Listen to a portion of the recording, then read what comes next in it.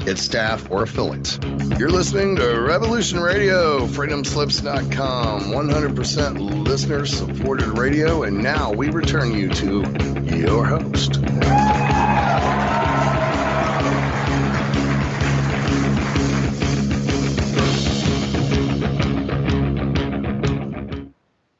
Hey, you're never going to guess this, but you're back with David Mackey's Shiny Side Out on freedomslips.com. And that's right, it is the number one listener-supported talk radio on the net. Nighthawk, our beloved, dearly departed leader of freedomslips.com, the creator, in what you could say, the original AI for Freedom Slips. So push the donate button or subscribe to the archives for free. Get yourself some great merchandise from the station's website. You can get a t-shirt, maybe, a mug, anything that there is there. And I think all of the artwork was done by one of the other hosts. And his name, and you should follow him on listen to his shows, A Mad Painter. And he is a great painter.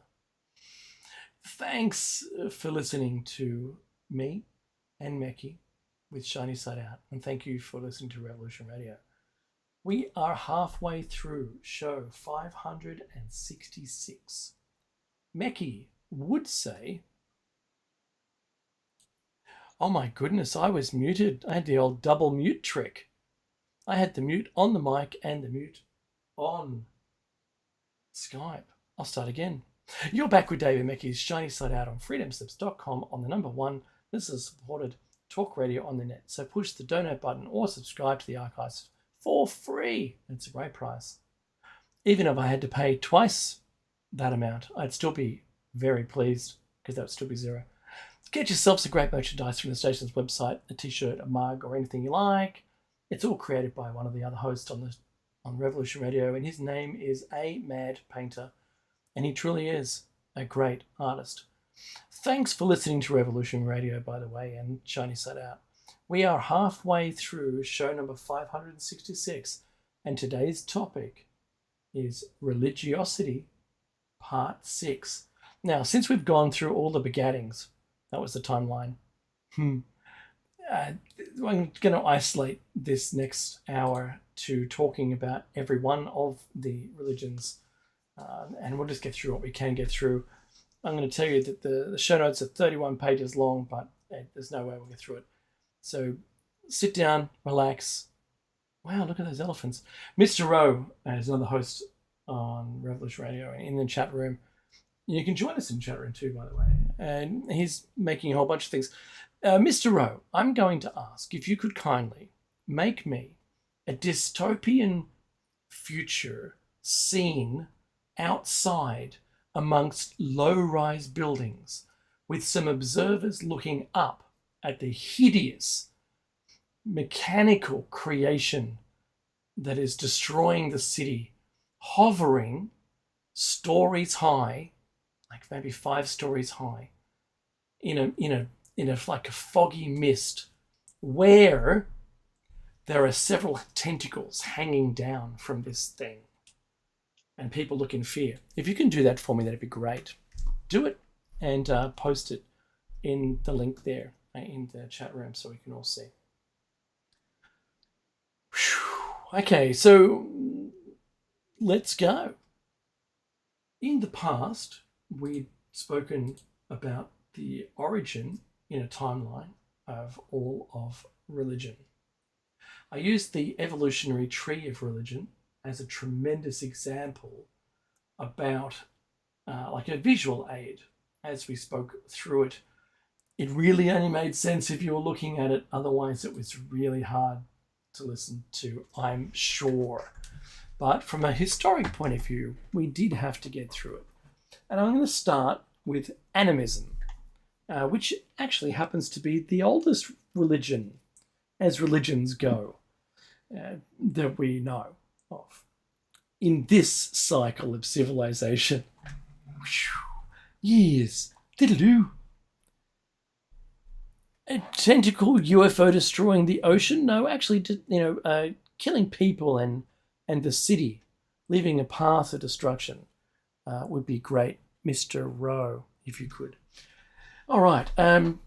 Animism. Results indicate that the oldest trait of religion present in the most recent common ancestor of present-day hunter-gatherers was animism.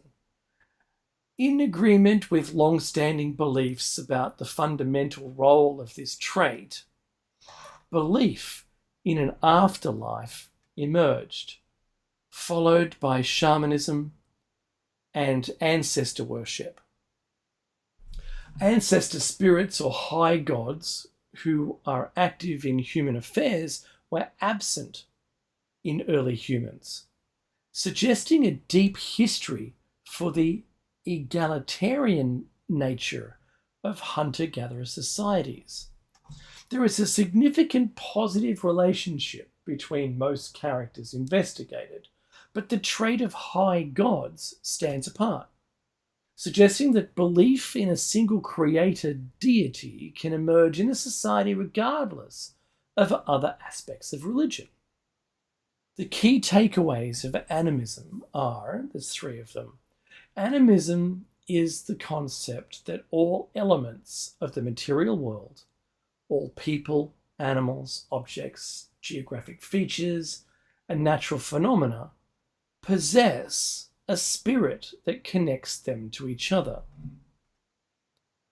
Animism, that's number two. Animism is a feature of various ancient and modern religions, including Shinto and the traditional Japanese folk religion.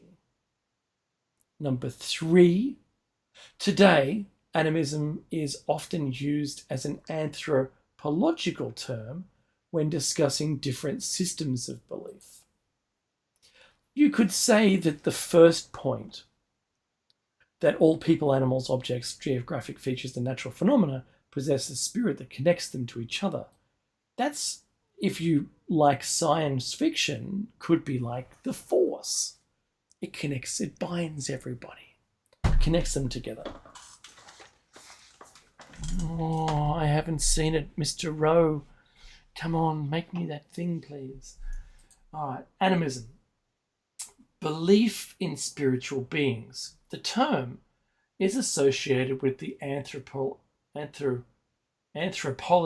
of E.B. Tyler, who described the origin of religion and primitive beliefs in terms of animism in primitive culture, 1871 that was. Tyler considered animism a minimum definition of religion and asserted that all religions, from the simplest to the most complex, involve some form of animism. From Latin anima, not enema, anima, which means breath or soul. Ooh, that's very nice, Mr. Rowe. It looks like a tentacled creature consuming or holding onto a building. That's very cool. Oh, wow. Wow. See how description, even the building looks like it's created using those tentacles. Very nice. I kind of see if you can get it to make it say, instead a hovering tentacled machine might help. Dystopian future, 50mm lens, that kind of thing. But animism is not a religion or even a set of beliefs about nature having a soul. It's a term used by scholars to classify religious practices through which human beings cultivate relationships with more powerful beings that reside in the world around us.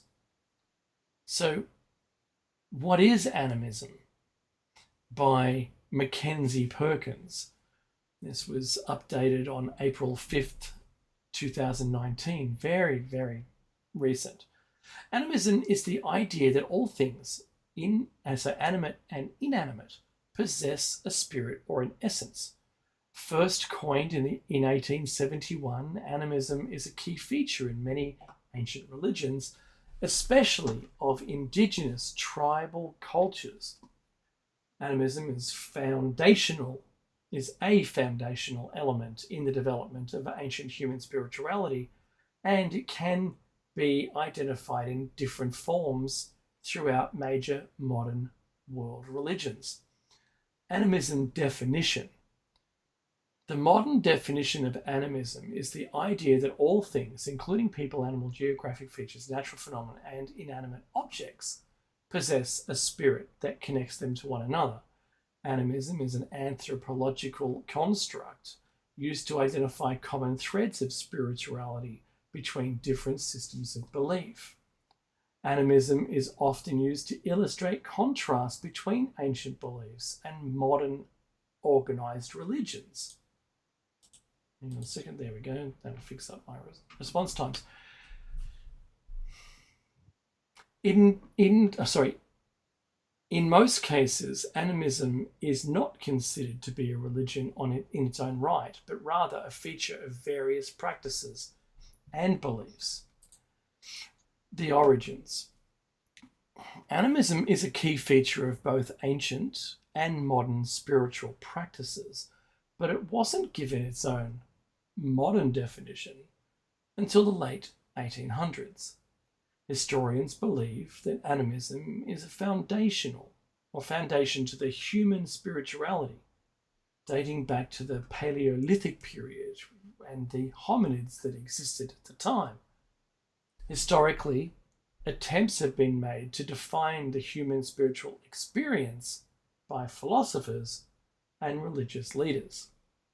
Around 400 BC, Pythagoras discussed connection and union between the individual soul and the divine soul, indicating a belief in an overarching soulness of humans and objects.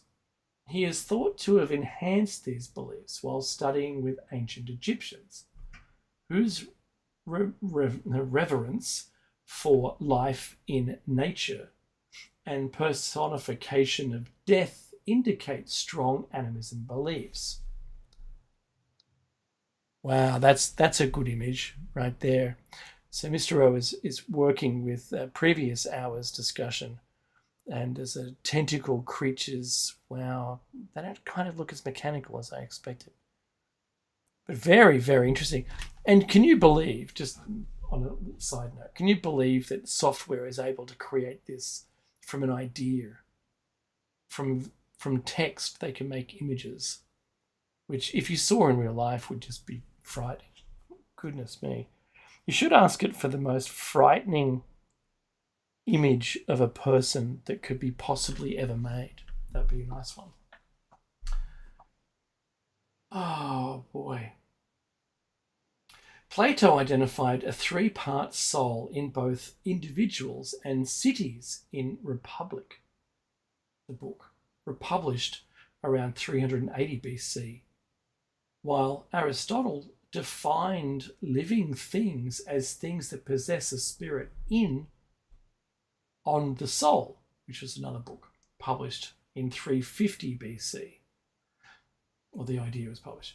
The idea of an animus mundi, or a world soul, is derived from these ancient philosophers, and it was the subject of philosophical and later scientific thought for centuries before being clearly defined in the latter 19th century. Though many thinkers thought to identify the connection between natural and supernatural worlds, the modern definition of animism was not coined until 1871, when Sir Edmund Bernard Tyler used it in his book, Primitive Culture, to define the oldest religious practices. Now, the key features of animism are, as a result of Tyler's work, animism is commonly associated with primitive cultures, but elements of animism can be observed in the world's major organized religions. Shinto, for example, is the traditional religion of Japan and practiced by more than, get this, 112 million people. At its core is the belief in spirits known as kami, or kami, which inhabit all things, a belief that links modern Shinto with ancient animistic practices. Source of the spirit. I wonder where they came from. With Indigenous Australian tribal communities, there exists a strong totemist tradition. The totem, usually a plant or an animal, possesses supernatural powers and is held in reverence as an emblem or symbol of the tribal community. Often, there are taboos regarding touching, eating, or harming the totem. The source of the spirit of the totem is the living entity, the plant or the animal, rather than the inanimate object. By contrast, the Inuit people of North America believe that spirits can possess any entity, animate or inanimate, living or dead. The belief in spirituality is much broader and holistic, as the spirit is not dependent on the plant or animal, but rather the entity is dependent on the spirit that inhabits it. There are fewer taboos regarding the use of the entity because of that belief that all spirits, humans and non-human, are intertwined. Rejection of the Cartesian dualism. Modern humans tend to situate themselves on a Cartesian plane, with mind and matter opposed and unrelated. For example, the concept of the food chain indicates that the connection between different species is solely for the purpose of consumption, decay, and regeneration. Animists reject this subject-oriented contrast of the Cartesian dualism, instead positioning all things in relationship to one another. For example, Jains follow strict vegetarian or vegan diets that align with their non-violent beliefs. For Jains, the act of eating is an act of violence against the thing being consumed, so they limit the violence to the species with the fewest senses, according to Jainist doctrine. Wow. You know, out of all the religions, I would have thought that I would have been a Jain more than anything else. However, I do like meat more, and I couldn't be a vegetarian as a result of that. But, you know, I suppose if we didn't eat cows, there wouldn't be any. And there's an irony in that, I'm sure, but we breed them and have kept them going, whereas other animals that were around our perimeter are no longer with us. So they would have been only in our perimeter, and they would no longer be with us. Does it make sense? I hope that does make sense.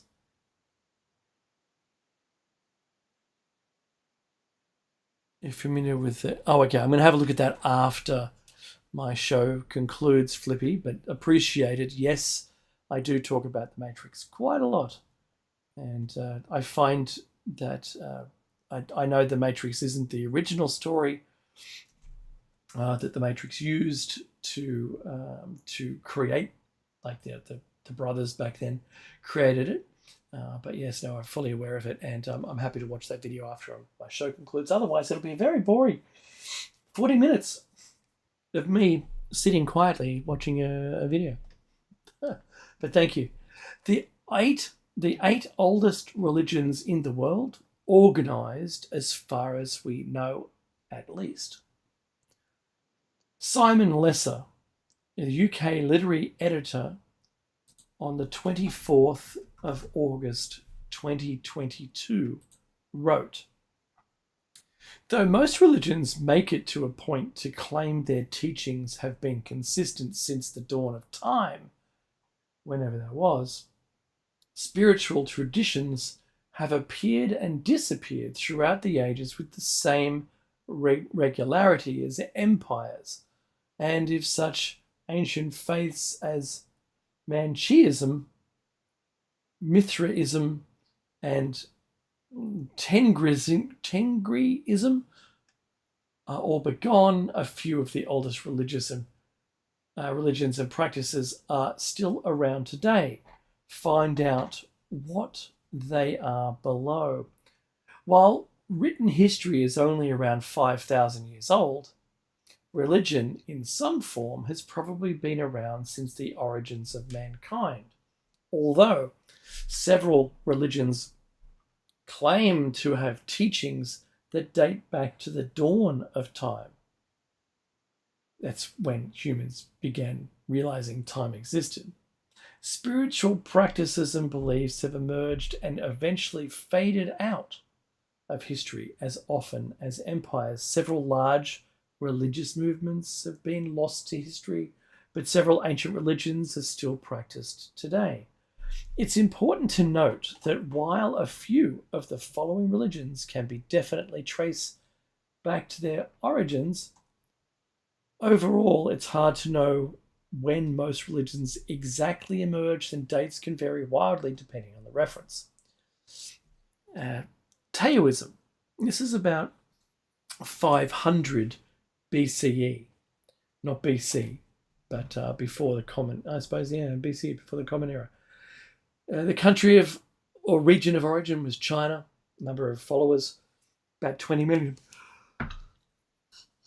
The Taoism, also called Daoism, is based on the teachings of Tao Te Ching, a short book containing the teachings of Lao Tzu, and emphasizes spiritual harmony within the individual.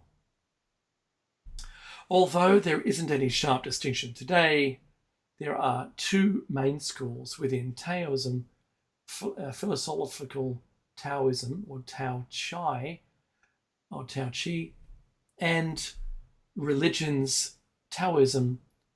Tao Chiao, Tao Chai tends to focus on the writings of Lao Tzu, Changzu, and other early mystics.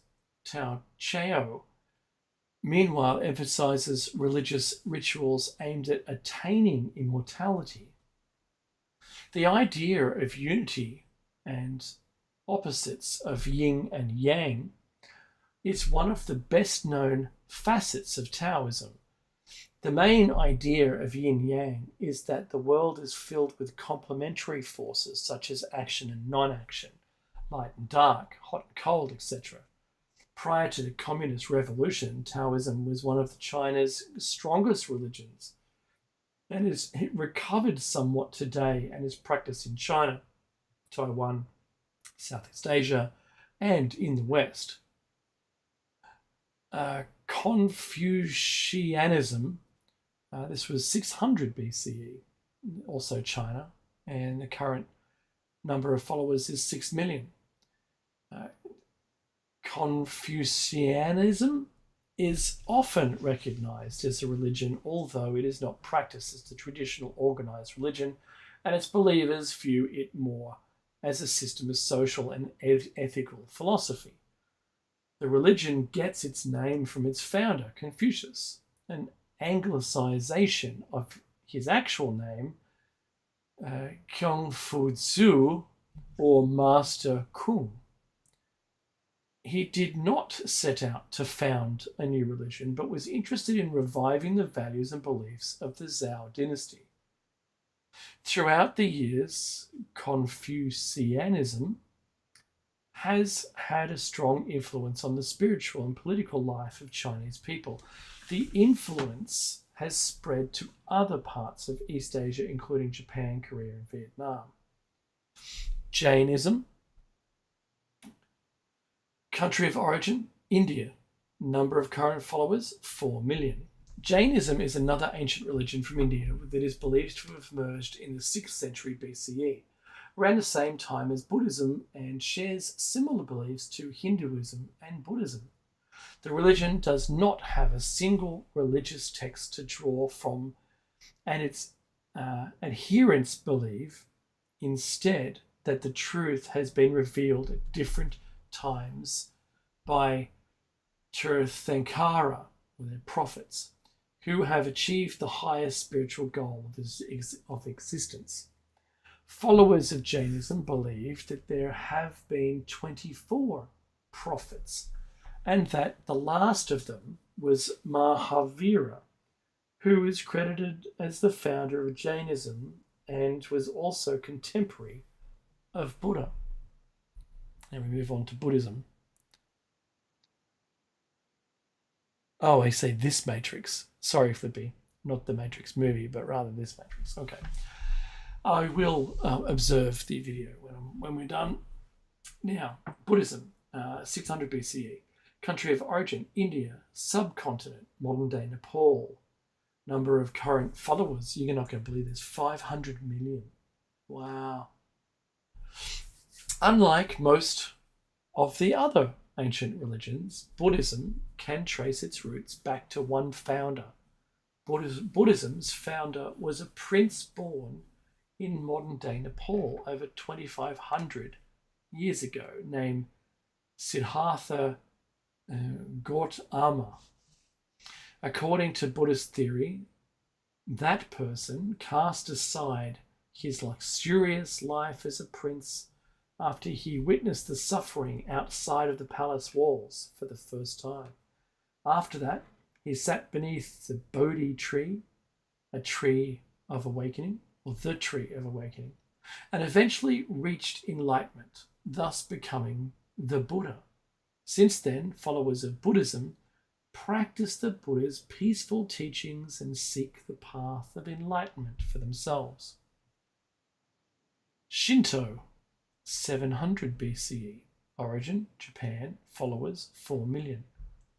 While many people believe Shinto did not officially begin until after Buddhism was introduced to Japan around the 6th century, there is recorded history mentioning Shinto roots from about 700 BCE. Although archaeological, that's a new word, archaeological records date back further. After Buddhism arrived, many Buddhist elements were mixed into Shinto faiths and traditions, as well as Confucian ones. The ruling aristocracy eventually combined all three religions and developed Shinto as a way to guide Japan's people. Shinto was officially designated as Japan's state religion during the Meiji period, 1868 to 1912. Today, Shinto, as well as Buddhism, is closely tied to Japan's society and culture. Now, this is the first time that you'll hear the words outside of when Mackie and I talk about religions, outside of the radio, when they openly admit that the aristocracy used religion as a way to guide the people. That is really important to remember that, because that's what it has been and how it's been used in the modern days. And it was also a form of education where there otherwise was no education. It was the way to educate the people into a life, a societal life, rather than a solitary life. And it's been rather successful. TV and now social media are doing the same role as religion in a way, because it's with using combined social credit together, those three items, you'll end up with a control mechanism for the people. And if you then listen to the prior hour when you're talking about digital currency and the ability to either restrict or filter what people can and can't purchase, whether restrict access or filter what they can purchase with digital currency, then those four things are like the four horsemen of the apocalypse. It's a new way of doing things, and there you go. Good luck with that. And there won't be any recourse entered into. Oh, Zoroastrianism. And Zoroastrianism. There we go. I'll edit that out in post, even though this is live. Circa 1500 BCE. Country of origin, ancient Persia or modern-day Iran. Number of current followers is approximately 200,000. Although this religion was officially founded in the 6th century BCE by the prophet and reformer Zoroaster. Through archaeological evidence, the religion's roots may date back to 1200 to 1500 BCE. At one point in history, Zoroastrianism was one of the most powerful religions in the world and served as the official religion of Persia from 600 BCE to 650 BCE. Wow, full 50-year reign. That's something to take in there, isn't it? Zoroastrians believe in one god named Ahura Mazda, and contrary to popular belief, are not fire worshippers. They believe that fire represents God's light or wisdom, while Zoroastrianism is a fairly small religion by comparison. It shares many central concepts with major religions such as Judaism, Christianity, and Islam. Now, this next one's actually quite odd. So, Yazdanism, interestingly enough, 3 particular Kurdish religion variants practiced amongst Yazidis, Goran and Ishik, and Alvis, grouped together under the umbrella Neologism, Yazdanism, or cult of angels, have evolved from a mix of Islam and Hurrian precursor to the Zoroastrian faith. They reconcile the existence of Abrahamic prophet with a doctrine of reincarnation and the belief that the world is defined from evil by 7 angels. This may make these creeds as old, if not older, as Zoroastrianism. We're down to Judaism here. 2000 BCE. Country of origin, southern Levant or modern-day Israel, Palestine and Jordan. Number of followers, 13 million. Judaism is the oldest of the 3 monotheistic Abrahamic faiths, with the other 2 religions being Christianity and Islam. The religion was officially founded by Moses, although Jewish history can be traced back to Abraham, who is considered to be the ancestor of the Jewish people. While Judaism has many important sacred texts, its most important religious document is the Torah, which is part of a larger text known as the Tanakh, it's got a H at the end, or Hebrew Bible. Modern Judaism can be separated into 3 movements: Orthodox Judaism, which is the most conservative and retains nearly all traditional practices and rituals; Reform Judaism, whose followers retain the Jewish identity but take more liberal and relaxed approach to many beliefs and practices, probably bacon eaters; and Conservative Judaism, which lies in the middle and takes a moderate approach to Jewish practices. Now, Hinduism, circa 7000 BCE, country of origin, Indus River Valley, modern-day Pakistan. Number of followers, 900 million. Hinduism is often considered the oldest existing religion still practiced today. While this may be true, it's important to note that Hinduism does not have any particular founder or single text, but instead combines several ancient traditions and beliefs. Hinduism may not be a unified religion per se or organized into a distinctive belief system, but Hindus, as they have been identifying themselves for centuries, the result of opposition with other religions, roughly follow the same central traditions, understandable to all religions, multifarious adherents. The first and foremost of these is a belief in the Vedas. These are the 4 texts compiled between the 15th and the 5th centuries BCE on the Indian subcontinent, and the faith's oldest scriptures, which make Hinduism, without doubt, the oldest religion in existence. The oldest scripture of Hinduism is the Rig Veda. I've actually done a full show arc on the Vedas we have, which is believed to be about 3,500 years old. However, archaeologists have found bull and cow motifs, which are sacred animals of Hinduism, dating back to around 7000 BCE, during a time when ancient civilization inhabited the area near the Indus River. Today, Hinduism is practiced by millions of people around the world, but primarily in India and the surrounding countries. It has since evolved into a diverse and flexible tradition, notable, as the scholar Wendy Doniger puts it, for its ability to absorb potentially schismatic developments. All right.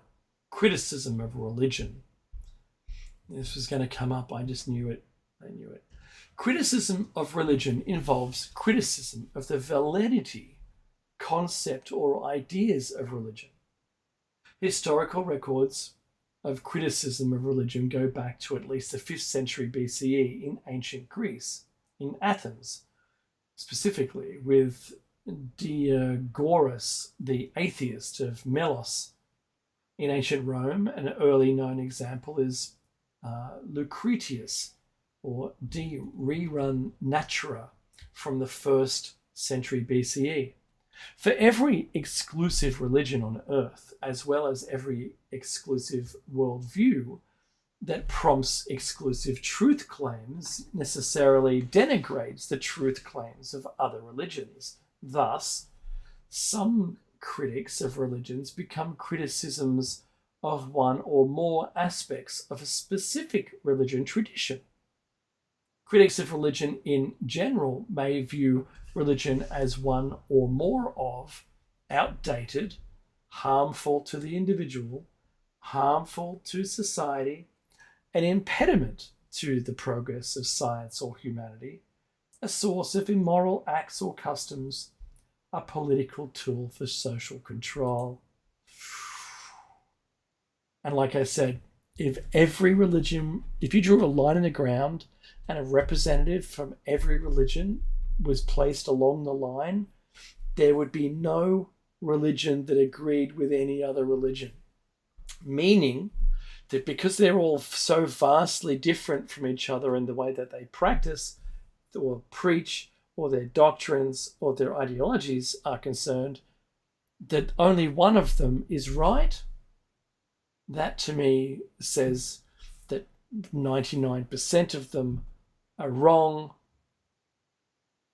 And if any one of them is right, which one is it? I don't know. And hence, I believe the most intelligent position you should take on all religions is to keep it at arm's length, as long as it doesn't affect you, but you take away the generalisms from all of them. And I think even Buddhism, for that matter, has more of a connection these days than anything else. And Buddhism is the closest to the Great Reset. You will own nothing and you will be happy. That's, if you boiled down Buddhism into a single line, that's it. It doesn't say you will find that happiness in inner peace or within yourself, but hey, they wanted a tagline, they got one. Definition of religion. Well, what is it? So religion is a modern Western concept that developed from the 17th century onwards, not before. For example, in Asia, no one before the 19th century self-identified as a Hindu or other similar identities. The ancient and medieval cultures that produced religious texts, like the Hebrew Bible, the New Testament, or the Quran, did not have such a conception or idea in their languages, cultures, or histories, and neither did these peoples in the Americas before Columbus. Today, even though modern researchers conceive religion broadly as an abstraction, which entails beliefs, doctrines, and sacred places, there is still no scholarly consensus over what a religion is. The history of criticism. In his work, De Rerum Natura, the 1st century BCE Roman poet Titus Lucretius Carus wrote, and I quote, "But 'tis that same religion oftener far hath bred the foul impieties of men." End quote. A philosopher of the Epicurean school, Lucretius believed the world was composed solely of matter and void, and that all phenomena could be understood as resulting from purely natural causes. Despite believing in gods, Lucretius, like Epicurus, felt that religion was born of fear and ignorance, and that understanding the natural world would free people from its shackles. He was not against religion in and of itself, but against traditional religion, which he saw as superstition for teaching that gods interfered with the world. During the Islamic Golden Age, philosopher al-Ma'ari criticized all prophets, statements of fabrications, and branded God in Islam a hypocrite for forbidding murder but sending angels to take each man's life. At the beginning of the 16th century, Niccolo Machiavelli, said, and I'm quote, "We Italians are irregulars and corrupt above others because the church and her representatives has set us the worst example." End quote. To Machiavelli, religion was merely a tool, useful for a ruler wishing to manipulate public opinion. Of course, that's what the media is today, and social media for that matter. In the 18th century, the French Enlightenment philosopher Voltaire was a deist, D-E-I-S-T, and strongly critical of religious intolerance.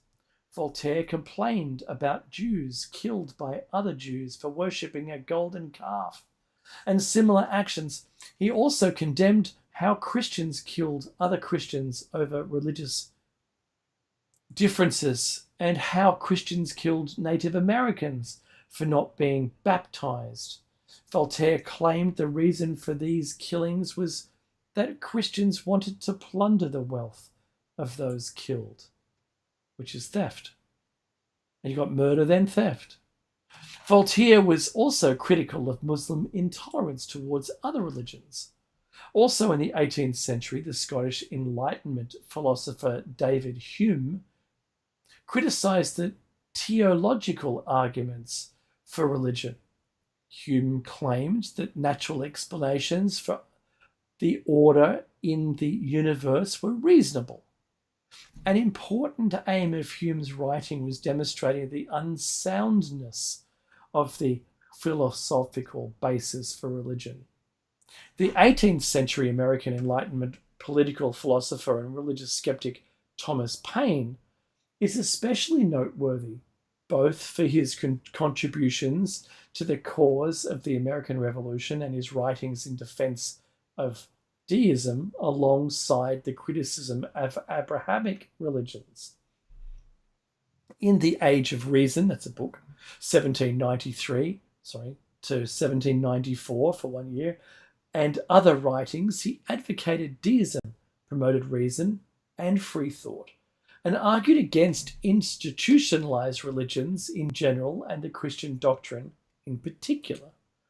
In the early 21st century, the new atheists became focal polemicists in modern criticism of religion.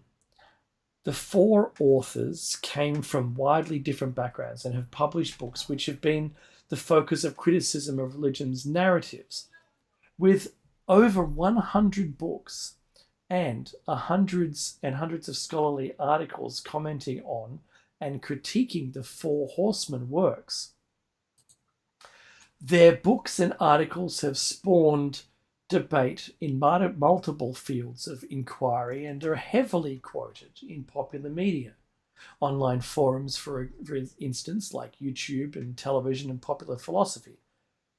In The End of Faith, that's a book. Philosopher Sam Harris focuses on violence among other toxic qualities of religion. In the book Breaking the Spell, philosopher Daniel Dennett focuses on the question of why we believe strange things. Very interesting. In the book The God Delusion, biologist Richard Dawkins covers almost every facet of religion, injecting both snarky irony and humour. In the book God Is Not Great, journalist and polemist Christopher Hitchens focuses on how religion forces attack human dignity and on the corruption of religious organisations. In the Oxford Handbook of Atheism, according to Thomas Zenk, the 4 books were published during a time of intense debate on political, religious, and sociological questions. The works share many common themes, yet notably differ in scope, style, and content. According to Zenk, while the beginnings of a broader narrative, new atheism, seems to have emerged, it does not stand up to the full definition of the movement. That's very interesting. Oh, I've got time. Origin and function of religion. The social construct. Dennett and Harris have asserted that theist religions and their scriptures are not divinely inspired, but man-made to fulfill social, biological, and political needs. Dawkins balances the benefits of religious beliefs, mental solace, community building and promotion of virtuous behaviour against the drawbacks. Such criticisms treat religion and such criticisms treat religion as and thus, maybe as an end, thus just another human ideology. It's like there's a word missing in that. Narratives to provide comfort and meaning. David Hume argued that religion developed as a source of comfort in the face of adversity, not as an honest grappling with variable truth. Religion is therefore an unsophisticated form of reasoning. Daniel Dennett has argued that, with the exception of more modern religions such as realism, Mormonism, Scientology, and the Baha'i faith, most religions were formulated at a time when the origin of life, the workings of the body, and the nature of the stars and planets were poorly understood. These narratives were intended to give solace and a sense of relationship with larger forces, and as such, they may have severed several important functions in ancient society. Actually, served several, not severed. I'll read it again. I'll fix it in post. As such, they may have served several important functions in ancient societies. Examples include the views many religions traditionally had towards solar and lunar eclipses and the appearance of comets, the forms of astrology. Given current understanding of the physical world, where human knowledge has increased dramatically, Dawkins and French atheist philosopher Michel Onfray contend that continuing to hold on to these belief systems is irrational and no longer useful. Yeah, that's kind of why I turned to science as well, because I couldn't understand why they were perpetuating ridiculous beliefs like the Earth is in the middle of the universe. Opium of the people. Religious suffering is, at the same time, the expression of real suffering and a protest against real suffering. Religion is the sigh of the oppressed creator, so the creature. It's a bit too late in the day for me. Religion is the sigh of the oppressed creature, the heart of the heartless world, and the soul of the soulless conditions. It is the opium of the people. Karl Marx. According to Karl Marx, the father of scientific socialism, religion is a tool used by the ruling classes whereby the masses can shortly relieve their suffering via the act of experiencing religious emotions. It is in the interest of the ruling classes to instill in the masses the religious conviction that their current suffering will lead to eventual happiness. Therefore, as long as the public believes in religion, they will not attempt to make any genuine effort to understand and overcome the real source of their suffering, which, in Marx's opinion, was their capitalist economic system. In this perspective, Marx saw religion as escapism. It's very good. Marx also viewed the Christian doctrine of original sin as being deeply antisocial in character. Original sin, he argued, convinces the people that the source of their misery lies in the inherent and unchangeable sinfulness of humanity rather than the forms of social organization and institution which Marx argued can be changed through the application of collective social planning. That's where I'm going to end it. Wow. Apart from Marx's belief that it was the capitalist society that caused their genuine unhappiness, I think it's simply living within a system where there is any oppression or suffrage of anyone within the system. I'm not saying that communism fixes that. No. In a digital currency society, if we're all peddling and making society go forward for the betterment of the entire society, and we earn our little, our ration or what have you, is that better? I ask you, because that's the world we're creeping into right now. Because that's some really crazy times right there. And so we've got a great show, Dave. Oh yeah, you've got to use revolution.radio now. freedomslips.com is dead. Good point. So I'll adjust my notes and I'll remind everyone that Jer Bear is coming up with his fantastic show called After Hours. Jer Bear has been on the station longer than me. A Mad Painter has also. Surrey has as well, and Lady Horse. I came in after those so many years ago now, 12 years ago, I think. That's where we started.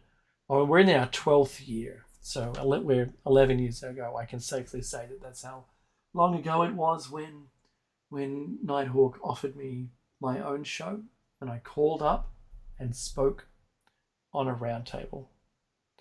I suppose I defended the point of view that was being made, or I opposed it, or at least some of the candidates within the round table. I did that with the most humility, and I think Nighthawk liked that of me and asked that I put together something. He offered me a daily show. I couldn't do that. I'm employed, and with the time difference, it makes it really hard to do research and also maintain a role that pays for my mortgage. Because like everybody, I'm on the treadmill. I'm walking away here on the treadmill, grinding away, paying $1 a day. I'm kidding, on my mortgage, and it just never ever seems to go down. And that's what it's like. I think I owe $400K still on what I've borrowed, and I've borrowed against it and topped it back up, and it's going back down again quite quickly now, hopefully. But I need to work. If we ended up in a digital currency social society where social media is, we abandon all the lawyers, for instance, and just have social justice through social media, which is one of the Star Trek episodes. if we ended up in that world, that would be pretty hard. I think everyone would be forced to smile at each other, and it would kind of all be fake. We'd live in a fake society of people just being in fear of antagonizing someone to then be, to be the jury. The jury would be social media, and most people are not. They say things in social media that they would never say in real life in front of someone, and therefore, yeah, there's the music, and therefore they have altered their behavior online as in person, and that would be really bad time. Everyone would be found guilty in social media justice. Anyway, this has been David Mackey's Shiny Side Out. We'll see you through the week on Tuesday and Thursday mornings for Plato's Cave. In the meantime, enjoy yourself. Stay safe, and we'll catch you then. Take care, everyone. Thank you. On revolution.radio.